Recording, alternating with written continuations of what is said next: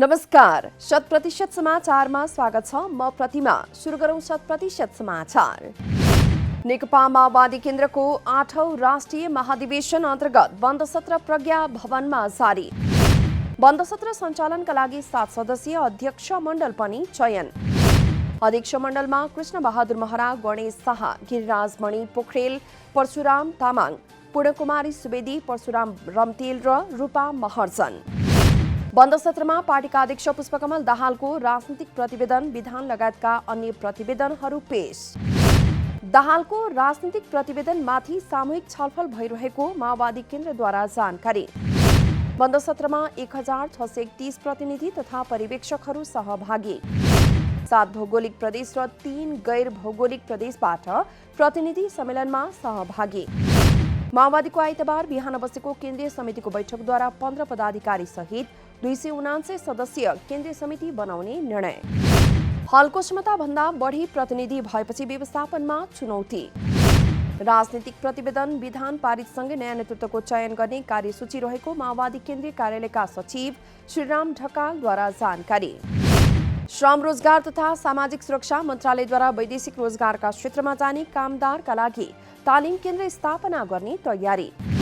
सिंहदरबारमा सोमबार बसेको प्रतिनिधि सभा अन्तर्गतको उद्योग तथा वाणिज्य र श्रम तथा उपभोक्ता हित समितिको बैठकमा श्रम मन्त्रालयका सचिव एकनारायण अर्यालद्वारा 7वटै प्रदेशमा तालिम केन्द्र स्थापना गर्ने काम अघि बढाइएको जानकारी। क्षमतामान श्रमशक्ति पठाउन नसक्दा वैदेशिक रोजगार क्षेत्र धराशायी अवस्थामा पुगेको भनाई। स्वदेशमा रोजगार सृजना गर्न नसक्ने हो भने वैदेशिक रोजगारमै सिपयुक्त श्रमिक पठाउनु पर्ने र यसका लागि सरकारले नै तालिम दिने जानकारी। अवैधानिक ढङ्गबाट कामदार पठाउने गर्दा समस्या देखिएको भन्दै सचिव अर्यालको चिन्ता। बैठकमा समिति सदस्यहरूद्वारा वैदेशिक रोजगारका क्षेत्रलाई व्यवस्थित गर्न समितिले दिएको निर्देशन पालना नभएको दावी। वैदेशिक रोजगारमा जाने कामदारलाई कामको पूर्व जानकारी र सिपको व्यवस्थापन गर्नुपर्ने र यसका लागि आवश्यक कानून संशोधन गर्न पूर्व श्रम मन्त्री एवं समिति सदस्य रामेश्वर राई यादवको सुझाव। घरेलु कामदारका विषयमा राज्य गम्भीर हुन नसकेका कारण नै उनीहरूले समस्या भोग्नु परेको भन्दै आवश्यक नीति निर्माण गर्न समिति सदस्यहरूको ध्यानाकर्षण। निर्मला कुर्मी र ननकुनी धोबीको हत्याको घटनाको सत्य तथ्य बाहिर नआउनुले सो घटना राज्यकै मिलेमतोमा भएको शङ्का उब्जिएको जनता समाजवादी पार्टी संघीय परिषद अध्यक्ष डाक्टर बाबुराम भट्टराईको भनाई। सोमबार निर्मला कुर्मी र ननकुनी धोबीको हत्यामा संलग्नलाई कारबाहीको माग गर्दै मङ्सिर 9 गतेदेखि माइतीघर मण्डलामा जारी अनिश्चितकालीन धरना र रिले अनसनमा बसेकाहरूसँग भट्टराईको भेट। हालसम्म घटनाको न्यायपूर्ण छानबिन नहुनु र सत्य तथ्य बाहिर नआउनुले घटनामा राज्यकै मिलेमतो भएको शङ्का। आफूहरू महिनौदेखि न्यायका लागि धरना बसेको भए पनि सरकार संवेदनशील नभएको महिला अधिकार कर्मी रुबी खानको आरोप। निर्मला कुर्मीको हत्या तथा ननकुनी धोबीको हत्या प्रकरणमा छानबिन समितिले पेश गरेको प्रतिवेदन अविलम्ब सार्वजनिक गर्न समेत माग। निर्मला कुर्मीको घटनाको छिटोभन्दा छिटो सुरुदेखि नै अनुसन्धान गरी सत्य तथ्य सार्वजनिक गर्न माग गर्दै बाँकेदेखि आएर पीडित परिवार र महिला अधिकार कर्मीहरू माइतीघर मण्डलामा धरना। समाजसँग बालबालिकालाई जोड्न आवश्यक रहेको नेपाली कांग्रेसका महामन्त्री गगन थापाको भनाई। कोरोनाका कारण बुबा आमा गुमाएका बालबालिकाहरूको शिक्षामा कुनै बाधा नआओस् भन्ने हेतुले भरोसा छात्रवृत्ति अभियान सुरु गरेको भनाई। भरोसा छात्रवृत्ति अभियान 7वटै प्रदेशका 2-2वटा जिल्लामा सुरु हुने।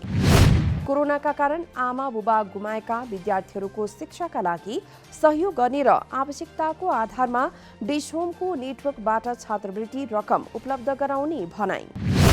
प्रधान न्यायाधीश सोलेन्द्र शमशेर जबराको राजीनामा मात्रै नभएर अनियमितता गरेर कमाएको सम्पत्तिको छानबिन गर्न नेपाल बार एसोसिएसनका अध्यक्ष चण्डेश्वर श्रेष्ठको माग। बिचौलियाको संरक्षण नै प्रधान न्यायाधीश जबरा भएकाले उहाँको सम्पत्ति छानबिन हुनुपर्ने भनाई। प्रधान न्यायाधीश जबराको राजीनामाको माग गर्दै नेपाल बार एसोसिएसन, सर्वोच्च अदालत बार एसोसिएसनका पदाधिकारीहरू सहित कानून व्यवसायीहरूले कार्तिक 14 गतेदेखि हातमा कालोपट्टी बाँधेर आन्दोलन। मोहन वैद्य नेतृत्वको नेकपा क्रान्तिकारी माओवादीको विद्यार्थी संगठन अखिल क्रान्तिकारीद्वारा बिमला बोगटीको न्यायको माग। सोमबार काठमाडौँमा आयोजित विद्यालय व्यवस्थापन प्रशासनको विद्यार्थी हिंसा उत्पीडन विरुद्धको कार्यक्रममा बिमला बोगटीको न्यायको माग। पौष 5 गते ओखलढुङ्गाको चम्पा देवीमा गाउँपालिका स्थित बालज्योति माध्यमिक विद्यालयको कक्षा 8 मा अध्ययनरत 14 वर्षीय छात्रा बुगटीद्वारा आफूलाई विद्यालय प्रवेश गर्न नदिएपछि विष सेवन गरी आत्महत्या। गाउँ बस्तीका विद्यार्थीले पनि निर्बाध रूपमा पढ्न पाउनुपर्ने अखिल क्रान्तिकारीका अध्यक्ष हरिकृष्ण गजुरेलको भनाई। विद्यार्थीहरूले पढ्न पाउने अधिकारमा नेपाल सरकार समेत गम्भीर नबनेको आरोप। शिक्षा र स्वास्थ्य राज्यबाट निशुल्क र सर्वसुलभ हुनुपर्ने अध्यक्ष गजुरेलको माग। पछिल्लो समय मुलुकको अर्थतन्त्र गम्भीर सङ्कट उन्मुक्ति र ओह्रालो लाग्दै गएको प्रक्षेपण। अर्थतन्त्र सङ्कट उन्मुक्ति र ओह्रालो लागेको राष्ट्र ब्याङ्कको वित्तीय तथ्याङ्कका सूचकहरूले पनि प्रष्ट। चालु आर्थिक वर्षको सुरुवातसँगै मुलुकको वित्तीय प्रणालीमा तरलता अभावले हाहाकार सृजना।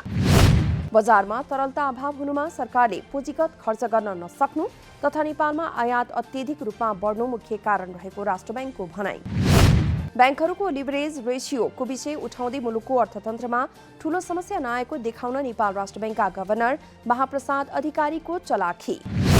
चालु आर्थिक वर्षको सुरुवातदेखि तरलतामा चाप परेको नेपाल राष्ट्र ब्याङ्कका गभर्नर महाप्रसाद अधिकारीको भनाई।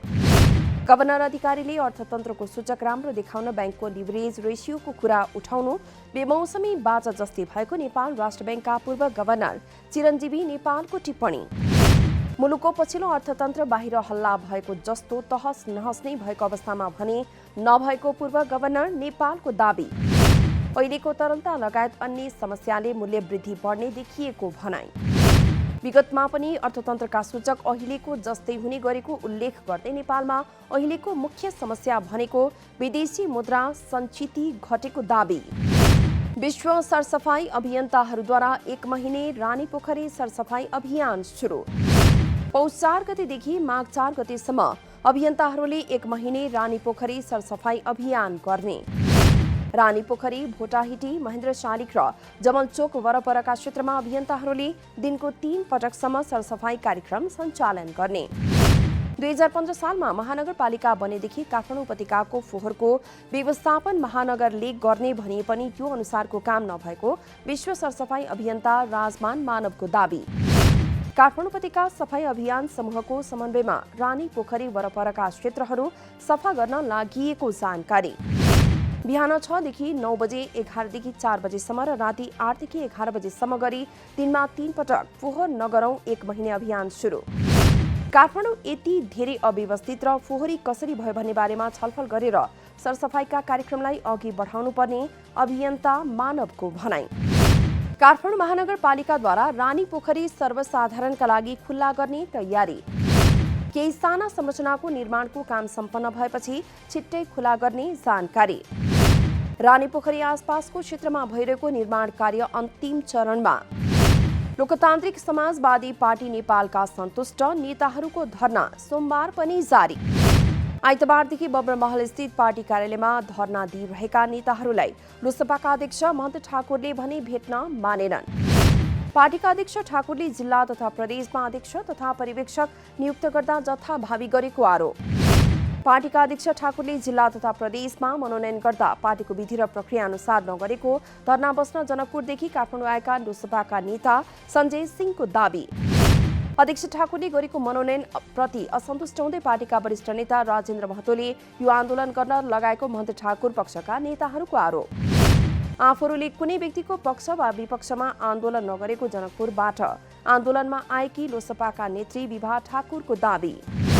सोलुखुम्बुको पञ्चन स्थित सोलु खोला दुधकोशी हाइड्रो पावरमा पाइप पड्किँदा 2 जना इन्जिनियरको मृत्यु।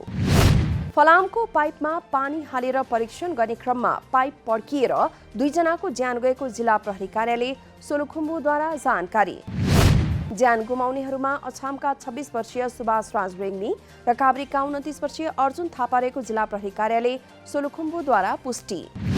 फुलुङ दुधकोशी गाउँपालिका 3 मा भएको घटनामा ज्यान गुमाएका रेग्मी र थापा विस्फोट लगत्तै बेहोस भएको प्रहरीको भनाई। मौसम सफा नहुँदा उनीहरूलाई तत्कालै उपचारका लागि काठमाडौँ लैजान नसकेपछि ओखलढुङ्गाको मिसन अस्पतालमा लैजाने क्रममा बाटोमै मृत्यु। घटनामा सिराहाउरही गाउँपालिका 2 का 29 वर्षीय मोहम्मद जावेतर राइन घाइते। राष्ट्रिय सतर्कता केन्द्रद्वारा सुर्खेतका विभिन्न सरकारी तथा सार्वजनिक निकायमा गरेको अनुगमनमा 149 कर्मचारी छड्केमा। भ्रष्टाचार नियन्त्रण हाम्रो दायित्व विषयक अन्तर्क्रिया कार्यक्रमका लागि कर्णाली प्रदेशको राजधानी सुर्खेतमा पुगेको राष्ट्रिय सतर्कता केन्द्रका सचिव दिनेश कुमार घिमिरे नेतृत्वको टोलीद्वारा छड्के अनुगमन। अनुगमनका क्रममा कर्मचारीहरूले कार्यालय समय पालना नगरेको र नेपाल सरकारद्वारा तोकिएको पोसाक नलगाएको पाइयो। छड्के अनुगमनका क्रममा 118 कर्मचारीहरू कार्यालयमा अनुपस्थित रहेको र 31 कर्मचारीले तोकिएको पोसाक नलगाएको भेटियो। छड्के क्रममा सामाजिक विकास मन्त्रालयमा 28, कृषि विकास निर्देशनालयमा 8, ऊर्जा विकास कार्यक्रममा 5 कर्मचारी अनुपस्थित। नापी तथा डिभिजन वन कार्यालयमा 1 कर्मचारी अनुपस्थित। स्थानीय तह अन्तर्गत वीरेन्द्रनगर नगरपालिकामा 22 र गुरबाकोट नगरपालिकामा 23 कर्मचारी अनुपस्थित रहेको प्रहरी उपरीक्षक राजेन्द्र पोखरेलद्वारा जानकारी। सीके राउत नेतृत्वको जनमत पार्टी सिराहाका किसानका 7 बुँदे मागसहित आन्दोलनमा पक्राउ परेका किसानको रिहाई हुनुपर्ने, किसानमाथि लगाइएका झुट्टा मुद्दा खारेज हुनुपर्ने माग। किसानलाई मल बिउको व्यवस्था गरिनुपर्ने, किसानलाई क्षतिपूर्ति उपलब्ध गराउनुपर्ने, बालीको उचित मूल्य कायम गरिनुपर्ने र स्थानीय तहमा भएका भ्रष्टाचारको छानबिनको माग। गोदामबाट गहुँको बिउ लुटिएको आरोपमा एक किसानलाई पक्राउ गरिएपछि जनमत पार्टीले सिराहामा आन्दोलन चर्कायो। चालु आर्थिक वर्षको 5 महिनाको अवधिमा विराटनगर नाकाबाट 18.5 अर्ब राजस्व सङ्कलन। भन्सार कार्यालयद्वारा सबैभन्दा बढी मोटरसाइकल आयातबाट राजस्व सङ्कलन। कार्यालयको तथ्याङ्क अनुसार चालु आर्थिक वर्षको 5 महिनाको अवधिमा 18 अर्ब 51 करोड 64 लाख 16 हजार रुपैयाँ राजस्व सङ्कलन। मोटरसाइकल आयातबाट 1 अर्ब 42 करोड 22 लाख 27 हजार रुपैयाँ राजस्व उठ्यो। तयारी कपडा आयातबाट 1 अर्ब 13 करोड 18 लाख 2 हजार, पेट्रोलबाट 1 अर्ब 8 करोड 61 लाख 95 हजार, पोलिथिन दानाबाट 90 करोड 68 लाख 38 हजार राजस्व सङ्कलन।